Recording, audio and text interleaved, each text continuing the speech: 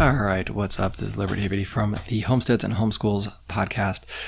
Today I'm going to work on my saw. It's a Echo CS400 picked up at Home Depot. Not a bad little unit.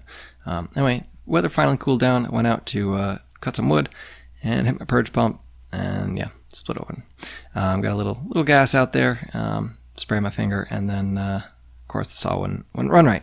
So time to fix it. I picked up the replacement purge pump. I got two of them plus a fuel filter and an air filter on Amazon. I think it was like $9 or something like that. I will try to link to that in the comment section of the YouTube video. Anyway, start by taking your housing off. And really, this is like the hard, the longest part is to do all these screws. Check out your air filter. You're in there. Give it a clean. Like I said, I got a new one, so I'm going to put that in. You see the difference. Fairly significant. Not too bad, but I've seen worse. But disconnect your spark plug cable there, and you'll see that you're still attached by 1, 2, and 3 screws. The third screw is up there. It's a little harder to get, but you can get it. If you have a power drill, it can help, but I just decided not to... It's going to take me longer to go get the drill than to actually just unscrew it. So get that off, pop it up, and it kind of slides a little bit. Almost you got to lift up and slide it over. And then once you get that, I like to disconnect the spark plug cable from the housing. It just kind of pops out. I think it's a lot easier to work with, but you can leave it on if you want to. Either way, makes no difference.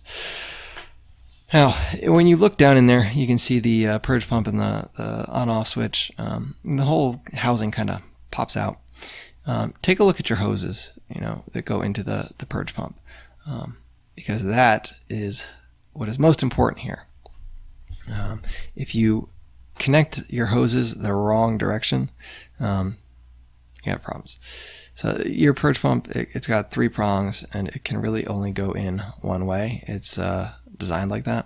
But you'll notice those 2 stubs that the fuel comes in and out of. The purge pump is a one-way valve. So if you hook your hoses up the wrong way, you're going to be sucking fuel from your carburetor and trying to shove it back into your tank, and that's not going to work. So make sure that you take a picture, make a note, whatever it is that you need to do to remember how your hoses connect. Which one goes to the little stubby stub, and which one goes to the longer stub. Again, then you got to take the pump out. It has tabs, and you kind of got to lift up on the tab and push in at the same time. The only tool I found effective for that was a screwdriver.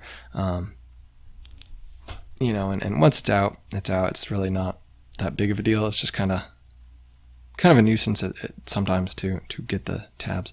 Like I said earlier, the tabs, the purge pump will only go in one way, and so it's just a matter of aligning it and popping it in.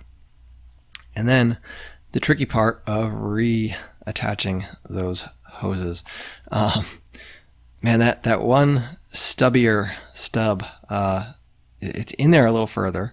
And the way the housing is connected, I could not get in there with my fingers. It was very difficult. So I had to kind of get in there on either side and wiggle it on and really kind of walked it on. And it took a minute. It wasn't too bad, but it's more of a nuisance than anything else. But yeah, get it on there, get your other one on there, and start reassembling. Make sure your trigger housing there and your purge pump are set. They will float when you lift it up. Make sure you get that pushed back down into place, and then you will put your housing back on. That little firewall, you kind of want to push that up in front of the air filter, and then pop your spark plug back into place there.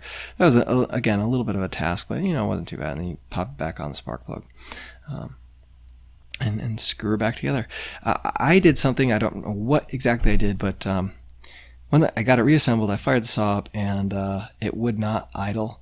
The chain would just run even when I put a load on it, it would just keep going. I think what happened was something got stuck with the trigger. When I reassembled it, I'd wiggled something around, and it got stuck, and it would not come back to idle there. And fuel did it. So, it's not too bad. But again, like I said, when you put it back together, make sure that you kind of have everything in the right place. And if it gums up, it's not, take it apart and wiggle things around. But I'm pretty sure that's what that was. So reassemble it, and there you go. Thanks for checking this out. Leave a comment. Go check out the website, homesteadsandhomeschools.com, and check out the podcast as well, Homesteads and Homeschools. And we'll see you later.